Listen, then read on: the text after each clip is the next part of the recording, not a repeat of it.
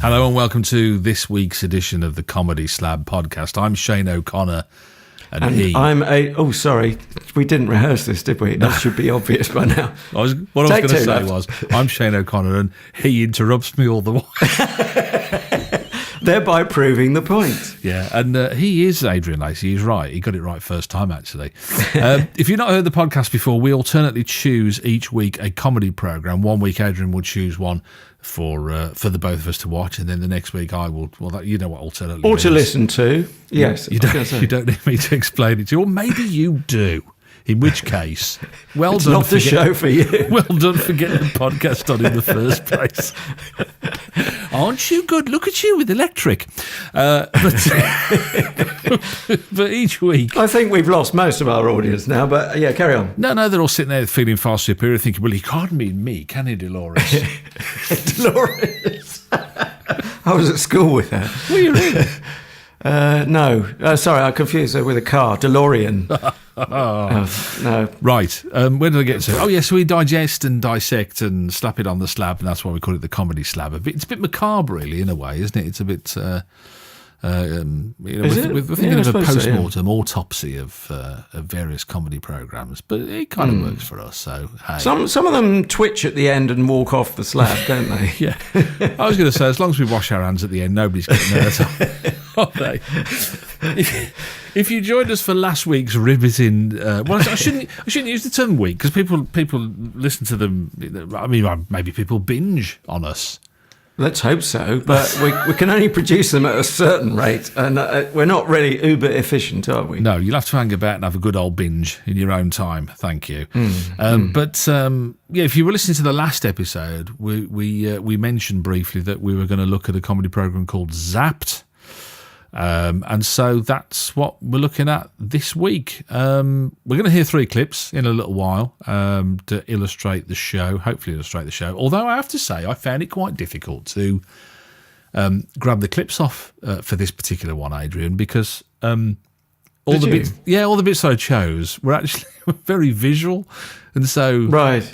We should say it is a TV programme, as should now be obvious. Yeah. Yeah, in fairness to them, I mean, yeah, they did make it for TV, so why wouldn't they want to do that? But yeah, so I had to kind of rethink a few of those. But as always, we kind of go for a headline from the other one who hasn't chosen the programme, if that makes sense. So that means, Tig, you're it.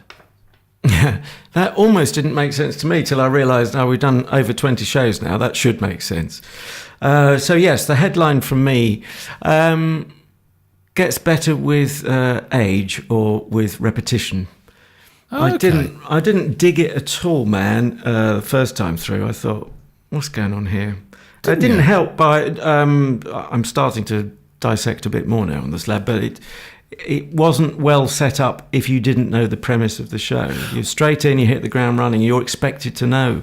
Well, that's why, because I wanted to be judged on that, because that's why I chose Series 2, Episode 1, was rather than Series 1, Episode 1, because I thought, actually, we'll see more of the action and we'll see exactly how good they are at getting you into the plot. Because that's an important thing to do, isn't it, if you've not seen the rest of it? If you just wandered in from the pub and you wanted to watch it, they've got to grip you and build the premise on the basis that you haven't seen anything else of it. Yeah, well, it's only because I knew I had a second viewing that I stuck with it and thought it will make sense. But if I was in from the pub, even after a sparkling water, I'd be turning over within the first 2 minutes because none of it would have made sense. If I missed I'm assuming the continuity announcer helped set it up. Otherwise, I'd be lost unless I'd missed something. I don't think they did, actually. I mean, I don't... Well, should we hear a clip? And then, because I think the clip I chose was right from the top, wasn't it, of the show? Yes. If you say so. I'm trying to remember. Although there was a piece before it that said previously on Zapped, this was kind of the opening scene. Basically, James Buckley, who's, for people who don't know, he's one of the in-betweeners, is the star of the show. He plays a character called Brian Weaver, who we, from the previously in Zapped episode scenes that we saw, we realise he's an online data marketing assistant. and as far as the people who he worked with is concerned, he's just disappeared. They don't know where he's gone. But it turns it's actually I thought he was transported back in time, but it's actually a parallel universe. Yeah, that he's gone into. I didn't immediately get that from what we saw.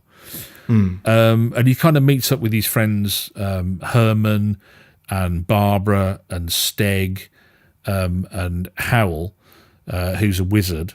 And he meets up with all these people at this local pub kind of thing, and he's befriended them. They've befriended him, but he keeps kind of getting into trouble. Which is kind of pretty well where we pick up the first episode of the second series, where he is very much in trouble. Help! Where am I? I'm upside down. No, you're not, Brian. I am. Actually, I think you'll find I'm the one who's upside down. Shut it! Now, one of you weirdos kicked the ambassador for Flint in the shell, and we want to know who. Caused a major diplomatic incident. Took 3 days to get the slime off the streets. And they polished off Monty's entire cabbage crop. You know what the Protector's favourite vegetable is? Asparagus! Cabbage!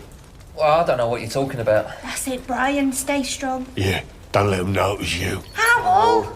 Right. You. Start talking. It was an accident. I thought the shell was a football. Football? Do you want me to hit him? Release those two. You wizard and you. Professional soothsayer. Get out. Well, we can't leave without Brian. The elf stays here. Yeah, now, I wonder how much sense that will make to anyone. Obviously, there's the added challenge of not having the pictures.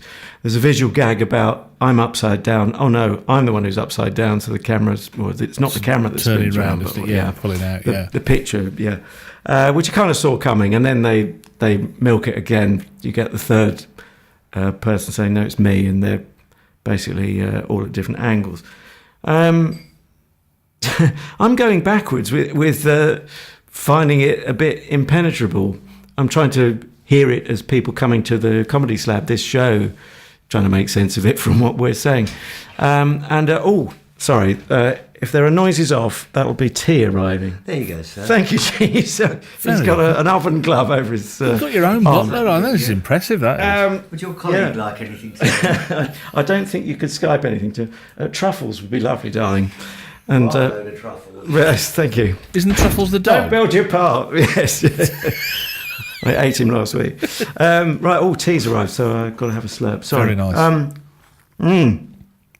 I should say in my defence, your lovely lady wife delivers you tea mid-show, doesn't she? Not tonight, she doesn't- obviously. I don't know what I've done to upset her. Well, where do we begin? Yeah. It's...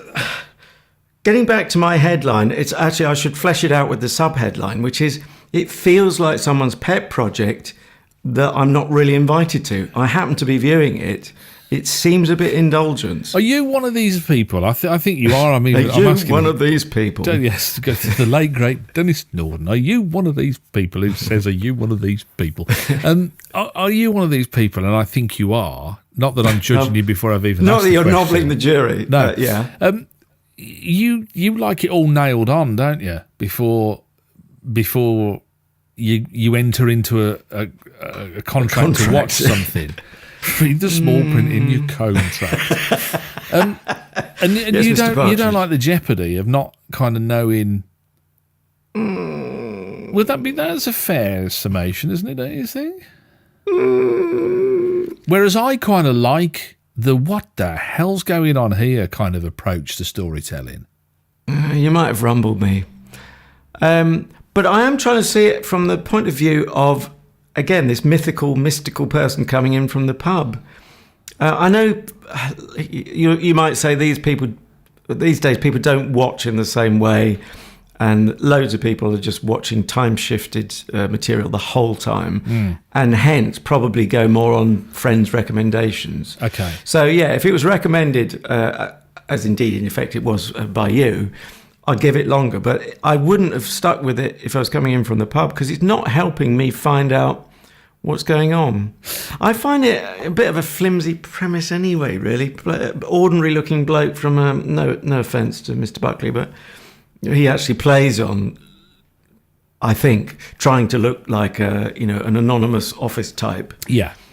Particularly when he's playing opposite the Wizard, which he's played brilliantly by Paul Kaye, who's got, I didn't realise it was Paul Kaye till I started studying the craft. Yeah, welcome back, Paul Kaye, to our screens. Who's got like filed down teeth and he's got white makeup with. I don't think that needed makeup. Named Paul Kaye. Black diamonds on his eyes and all sorts of. So for the people who don't know, Paul Kaye. Goes right back to Dennis Pennis, of course, doesn't he? And he was one of the greatest comedy films, underrated comedy films. Have you ever seen Blackball? No. Where he plays. It's a true story. He plays this guy who was really good at bowls, Crown Green bowling. And wanted to bring a bit of rock and roll, so he used to bring a brass band with him to play him on, and all the stuffed shirts of the Crown Green bowling world didn't like him, but and it was his fight against the system sort of thing. And Paul Kaye played the guy who was it was a brilliant film, really good. But he's done some great stuff, and I think this has got to go. He's got this really wild look.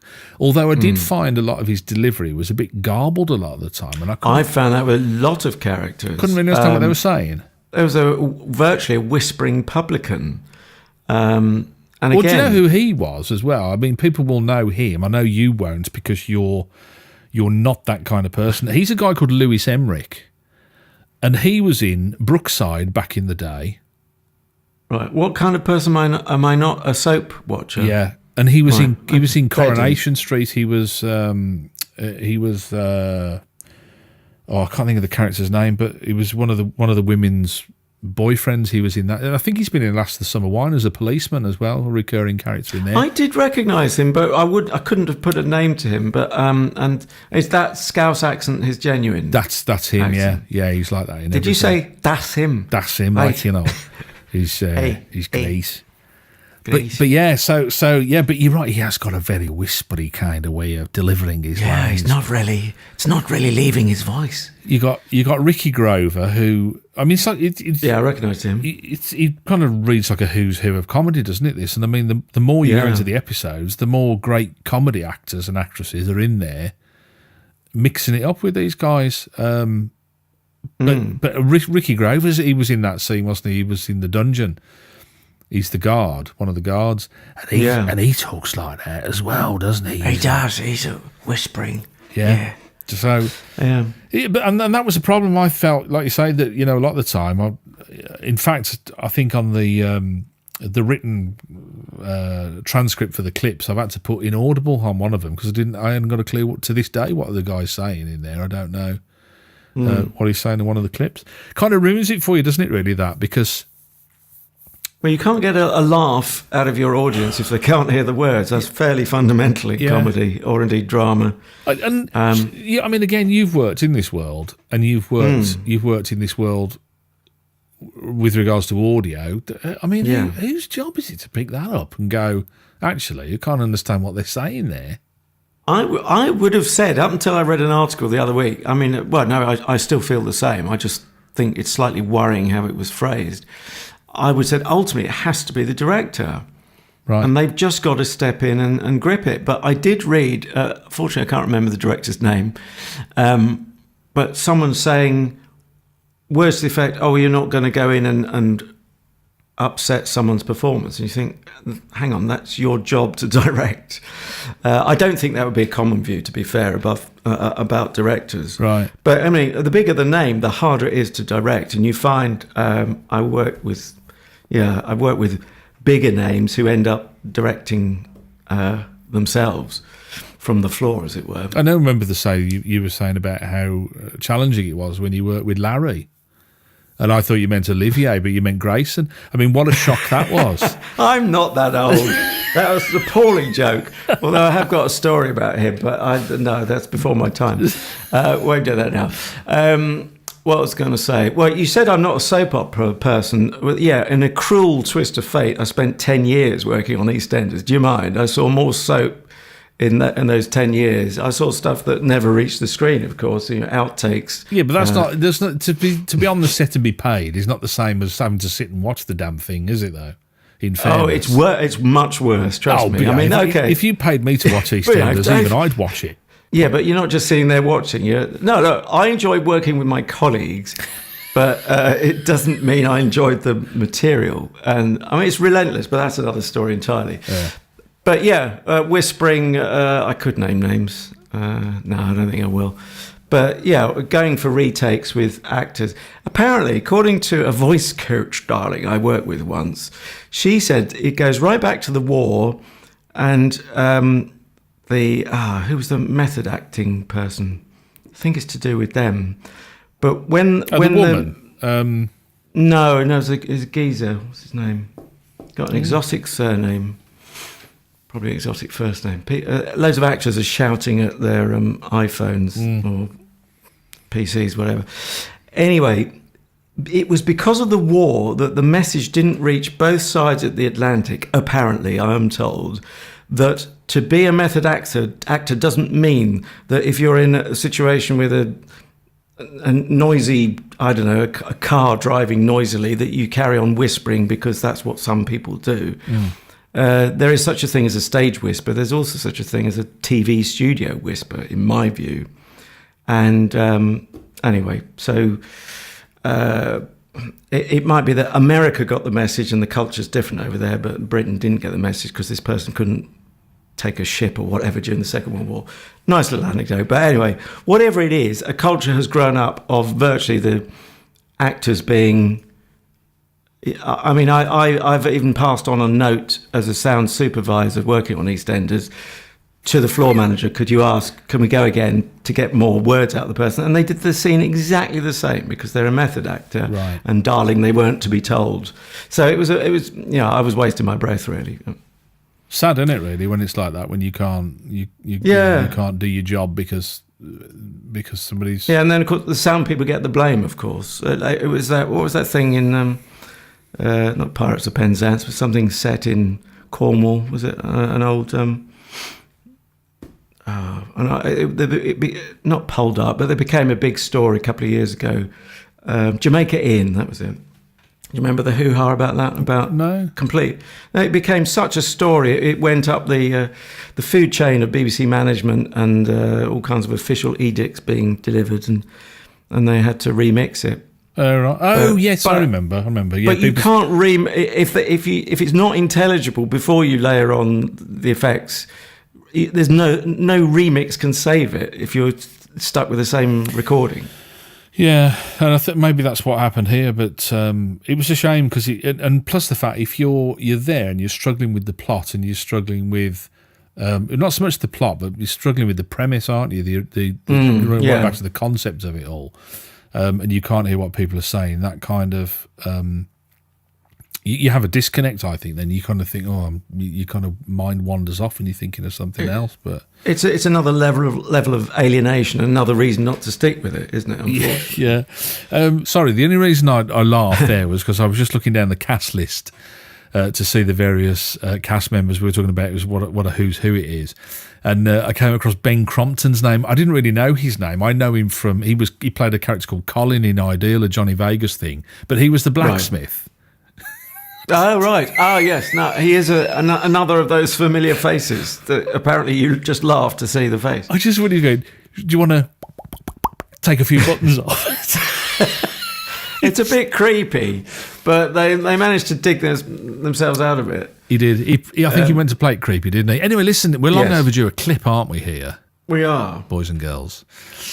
We mentioned earlier on, actually, that a lot of the action takes place in the pub, which is run by the actor Lewis Emerick. He's a character far too whispery for our liking, but he does the job. Great actor, but it's just, I don't know, just a lot of the time you go, what's he say? What's he say? Anyway, the gang meet back in the pub after Brian manages to Oh, that nearly went very wrong. That was a load of... I meant to say extricate. I don't know where the extricate came from. But it was quite a nervy time. Yeah, he manages to extricate himself from the dungeon. I should have just said he manages to get out of the dungeon. Yeah, you and your fancy multisyllabic words. In between times, they go back to the pub to figure out what the next plan is. This is just absolutely, totally awful. I know, that luxury sedan chair was mine for the taking. It really does remind me about the time one of my men was just Not now. An arrow is from Brian. Steg. Robe repair bill. Nah, it's nothing. I'll put it on expenses. It's from Brian. Howell. Old Mrs. Henderson's lost her cat. Isn't that right, Colin? I'm in business, Herman. One large purple slurple, please. Heavy on the cheese. There must be something we can do to help Brian. Don't worry, Barbara. I'm confident this time tomorrow Brian will be a free man. And I will be Monty's most famous advocate. Advocate. My nons. Is he trying to say avocado? But he does then say, sorry, we come back to our theme. He says something, I couldn't work out what it was. Are you going to enlighten me? No, not a clue. A few words. In the notes, I've actually put unintelligible because I couldn't figure out what the last word was that he said again. It's a really annoying little thing, isn't it? It's a little thing that becomes quite a big thing as time goes on because, you kind of go, what's he saying there? What's he saying? Can I mention as well this it's quite a complicated one when it's, you normally say who makes these things. It's made by, it's a committee this time, isn't it? Black Dog TV, Baby Cow, which of course is Steve Coogan and Henry Normal's company. And also I looked up did you notice there was Ichiku? Yes, that's not someone from The Small Faces, is it? Although if you put Ichiku into the internet, I found out to my horror that's all you get back. Right. But no, Ichiku, the production company, he's actually James Buckley, his company, and that he runs with his wife Claire Meek. Do we know her? She's an actress, yeah. She's I think she's a straight actress. I think she's been in. Well, she'd have to be straight to be married to a man. Hey, Rix. That was terrible. Can I just say, do you know why Baby Cow is so cool? Steve Coogan's. Yeah, it's the reference to Paul Calf, isn't it? Didn't I talk you through this once? I like to think I was first to... I'm obviously not first to spot it. Yeah. I do pass their... well, it's ever so posh. They've got a kind of muse place in the West End. And you actually go through an alleyway thing to get to it. Oh. But there's a sign on the wall saying Baby Cow and an arrow to it. We're still waiting for my invite there, of course, but I worked on one Alan Partridge show. But anyway, do you think? Do we know the story behind Black Dog Productions? Then no, I don't. No, although it's the writers' production company, isn't it? I do know that. Dan Gaster, Will Ing, and Paul Powell. Oh, right, there's three of them writing. Yeah, who actually, interesting enough, you'll like this reference. I did for our older listeners and viewers or patrons, whatever you call customers. Listeners, convicts, I think. I don't know what you call them. They actually met, the three of them first met on Weekending. Gosh, that is going back a little while. And when anybody says that, all I can hear is the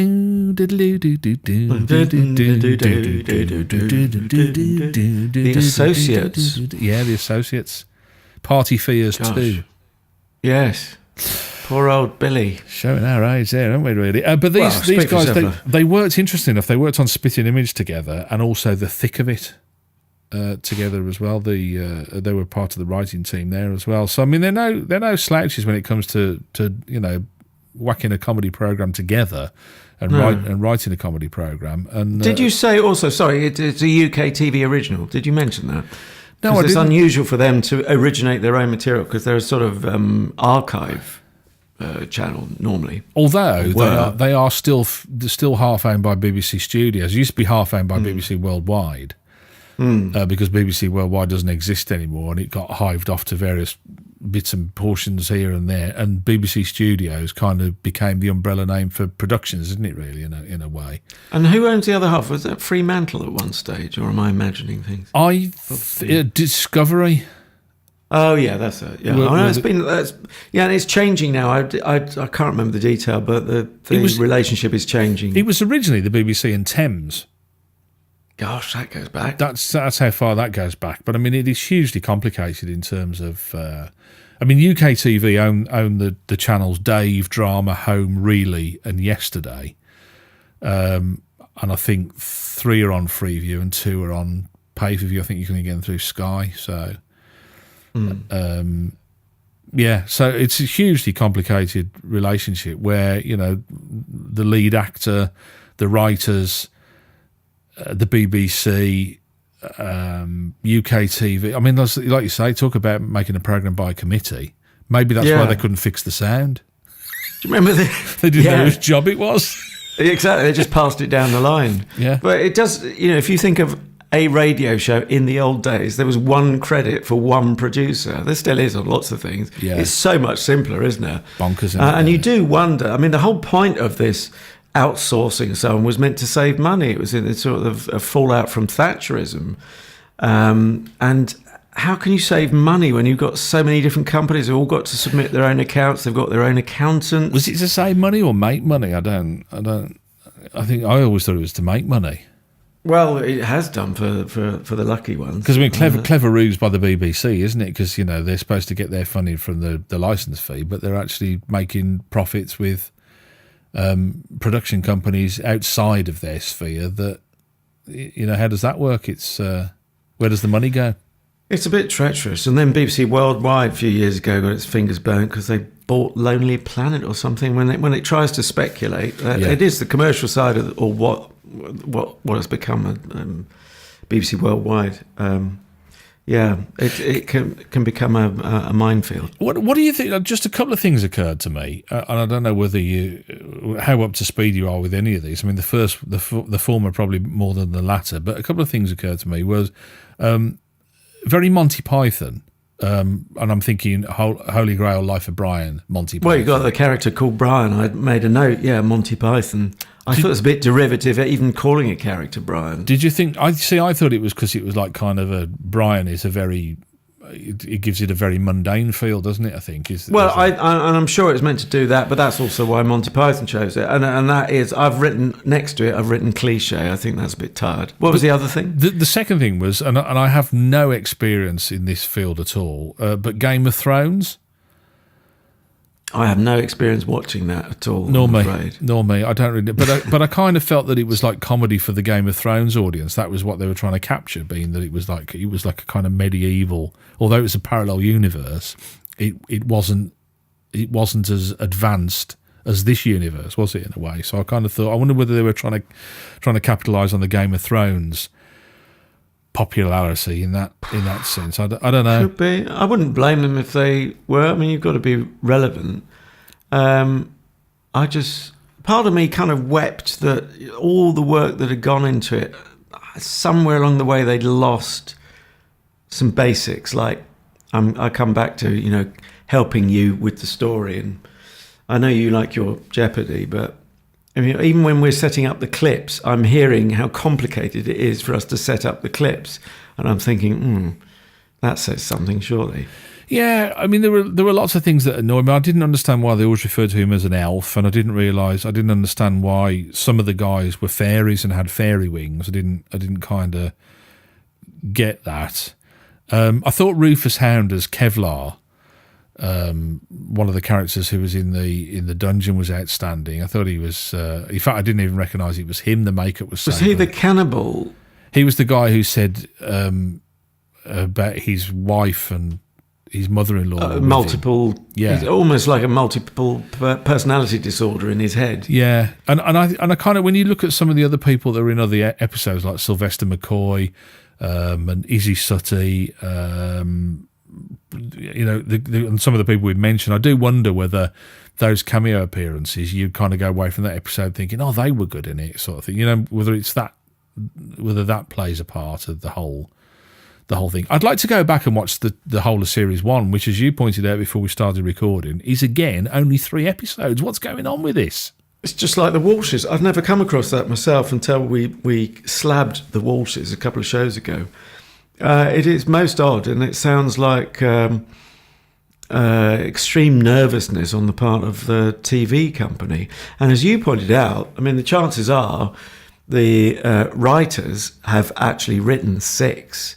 If they're then told by the TV company, almost like a compromise, we're not quite committing to 6, but you can have 3, as if you're meant to go away, skipping and going, oh bliss, oh rapture, oh poop, poop. And then you go away and you'd think, hang on, we've got to totally rewrite the story. Because you can't just lop off 3 episodes if you've got a kind of, to use the term, the story arc, which is designed for a 6-episode series. Yeah. Otherwise you end, before the cliff edge, you end in the middle of nowhere. Oh, I wonder whether that is the difficulty with the writing in a way, is that they've had to rejig, and then they've kind of lost the essence of it in the meantime. Although this is the first episode of the second series, which is a full 6. Although having said that, you don't know how much of that material was left over from writing 6 in series 1. Are we actually watching episode 4 of series 1 rather than episode 1 of series 2? I thought it was interesting talking about other influences, and there's a scene where he's in court. And Nina Wardia's the judge, isn't she, from Goodness Gracious Me? I think she's been in EastEnders as well, hasn't she? I bet she knows Lewis Emerick as well. But when he's in court, and I thought that was ripped straight out of Blackadder 4 with the court-martial scene. I'm struggling to remember that one. Where Blackadder killed Do you mean series 3 of Blackadder? No, series 4, where Blackadder's accused of killing Melchit's pigeon. Right. And cooking him and eating him. I've managed to forget it, even notwithstanding working on the show. Was it Lucky Jim? What I would say is that I just think Nina's overworking it. But again, this may be a directorial thing. She's working so hard to be a baddie. Yeah. It just looks like panto to me rather than comedy. Panto is a good description. That is a really good description. There are... Yeah, I think that is nail on the head time, panto. Which is not a bad thing, I suppose, but we're all kind of adults. Oh, here. yes, it is. Oh, no, it isn't. Well, it is that time of year, isn't it? It is indeed. Yeah. The oldest gag about pantos, I apologise. But I just felt, it just didn't convince. Yeah, being panto-esque is not the end of the world, but she needed some light in that character. It's almost like she was compensating for something, like, because she's petite, and I don't believe I'm being heightist, but it came across as if, all right, I've got to puff myself up to be really big in this role and really bad. And, if you want a big, bad bloke type performance, you hire a big, bad bloke, don't you? Yeah. So it could be a casting error, it could be a directorial error. It could be her slightly, dialing it up to 11 when it only needed 8. Yeah. Should we have another clip? Our final clip, actually. And as I said, a lot of funnily enough, all the action, I didn't realise until I just looked back at the clips, is most of them, apart from the first one, they are in the pub, aren't they? They take place in the pub. We're back in the pub. In life as in art, most of the action in your life is in the pub, surely. Exactly. Some of the best bits are, anyway. And they're all sat round the table and they're kind of in reflective mood and talking about the adventures and the scrapes that they've just got themselves into. And in best building the narrative style, I suppose, they kind of look to what's ahead for them. You know what? It's good to be back home. Yeah, home. Absolutely. Who wants a fish pie? Brian, there is the small matter of the cost of the summoning spell, plus the subsequent loss of my cat retrieval business. And if you could settle the road repair bill, it's just legal stuff. Although I'm probably going to take a step back from that, fight against the system. Yeah, nothing to do with the fact that you can't say advocate, then? Of course not, I can. Advocate. Actually, everyone, little announcement. I've decided to go back into soothsaying. I just think it's more me. Now, shall I do you a reading? Go on then. What's next for me? That's odd. It's the lightning fork. Well, I suppose something terrible is going to happen to me.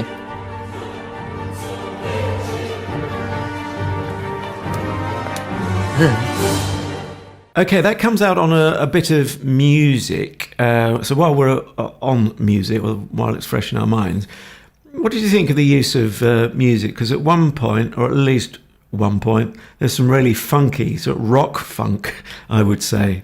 Did that work for you? I really liked it. I'm glad you mentioned it. And it almost sounds like, in fact, if I was listening to this, I think, oh, this is a fix. He's set him up with a feed line there because he really liked the music. But yeah, I'm really glad you liked it and mentioned it. Or actually, you just mentioned it, you didn't say you liked it. I loved it. I thought it was great. I thought because it was kind of a medieval setting, it was like to have, you're right, rocky, guitar-y sort of music.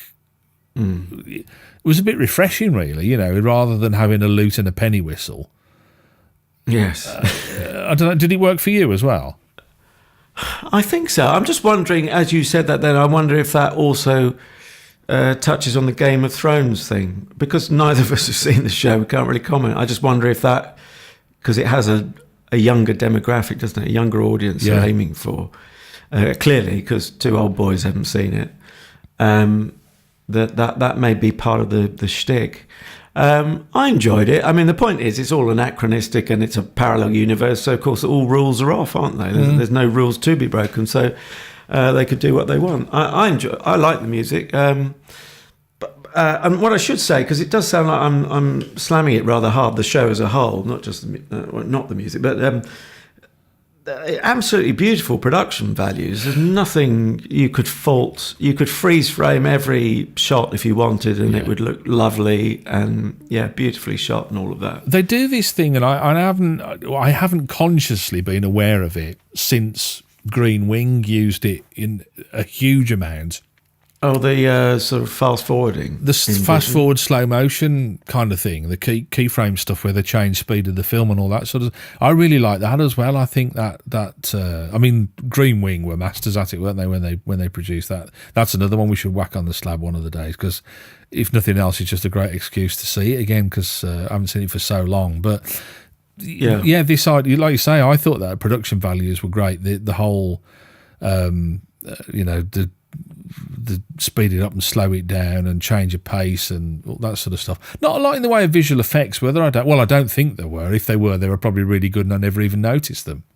Yeah, pretty subtle. Do you mind if I do a little digression here? Because you mentioned Green Wing and I'm thinking Stephen Mangan, and we've talked about hang-ups. Hang-ups, yeah. In a previous comedy slab.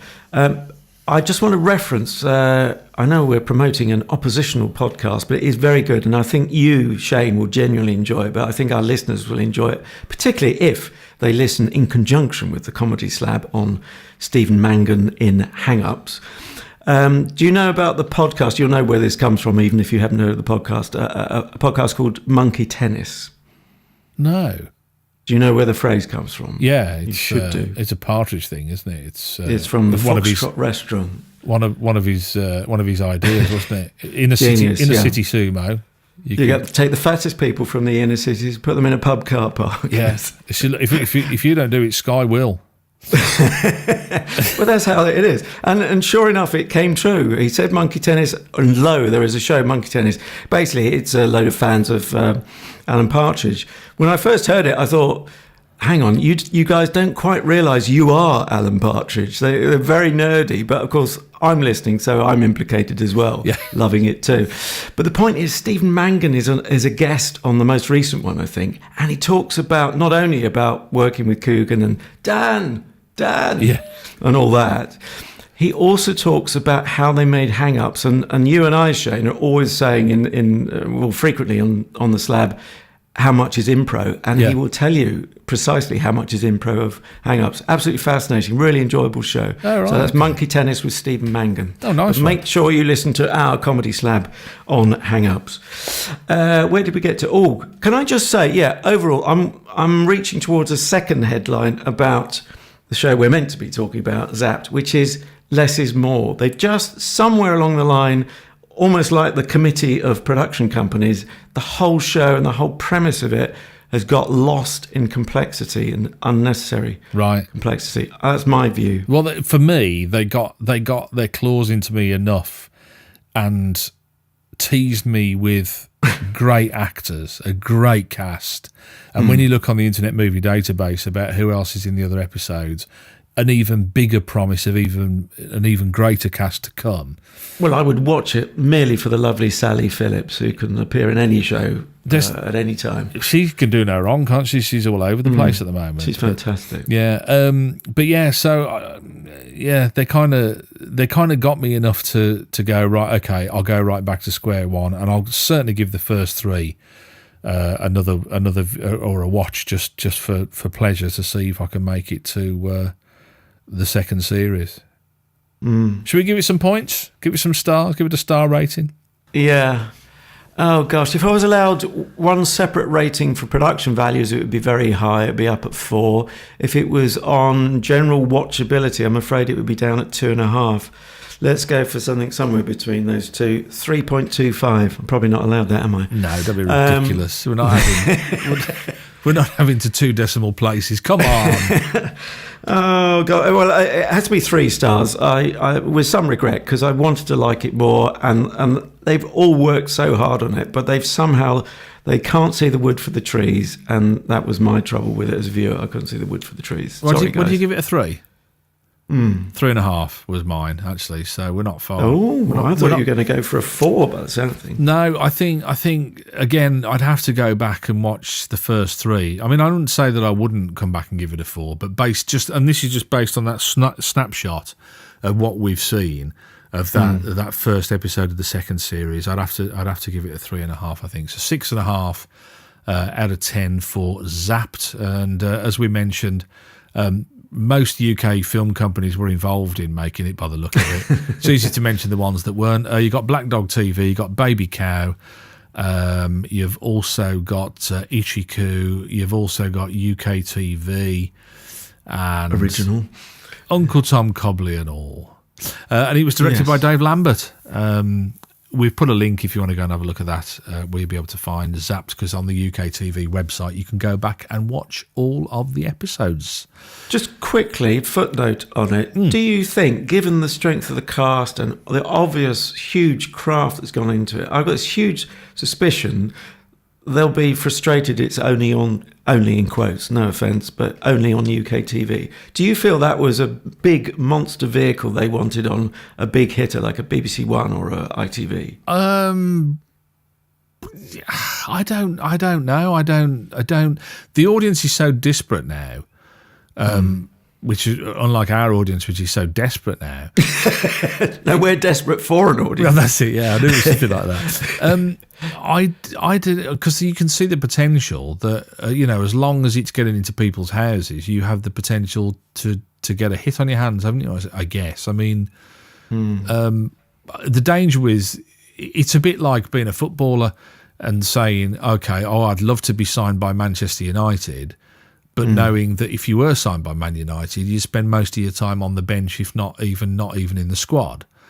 Whereas if you played for Gillingham, you'd be getting a first team game every outing. So you could get BBC One. I mean, what was the one we were watching and they were talking about? It was the Walshes, wasn't it? And they were saying, they stuck the Walshes. They stuck it on BBC Two and didn't give it any publicity. So you might have got signed up to the BBC, but they could have been better off being on Dave or something like that. Yeah, maybe the power politics has changed now in the time shifted digital age. I think it's certainly changing. I don't know whether it's changed completely, but it's certainly changing. Right. Well, we're not changing. We're always going on too long. So very quickly to next week's homework. But actually, this takes us into Christmas week. It's a Christmas treat and it's a Christmas themed show. It is. This episode is called The Christmas Club, and we're going for a hoary old classic. But I'm going to throw to you, because you are the expert on this show, which is Hancock's Half Hour. Turkey feet and chips. This is just awesome though. The Christmas Club. because there were 2 Christmas themed ones that Hancock did. But by my estimation, this is far and away the best of. Do you happen to know which year it is, by the way? We'll look it up for next week. I can look it up. I think it was very late in the radio run, so I think it was about series 5 or 6. So it was quite well established. But it could be early 60s then. Yeah, or probably mid 60s maybe. It's probably about as old as me. But yeah, I'm really looking forward to that. It'll get us in the Christmas mood, I have to say. So you can catch us with Hancock's Half Hour, the Christmas Club, on the next episode of the comedy Slab. That's it for us. Don't forget, you can catch up with us on social media. We're on Twitter, we're on Facebook. Just type in Comedy Slab and you should find us there. And there are loads of ways you can find the episodes, aren't there? There are indeed. It's wherever you are currently, however you're hearing us, you can obviously carry on with that method. We're sort of rooted in audio terms at Spreaker. I've just misspelled a few words, you should find us. Stitcher also, and iHeartRadio, iTunes, Apple Podcasts, etc., etc. If you want some accompanying pictures, don't get overexcited. A, we're not that pretty, and B, we don't move much in these pictures. But if it's more convenient to go to the YouTube, as Uncle Bryn would say in Gavin and Stacey, then you can find us there as well. That has been Zapped, and Zapped has been Slabbed. So thank you for listening. Until next time. Yeah, and don't forget, if you're making a comedy program, don't ruin it by making the sound completely.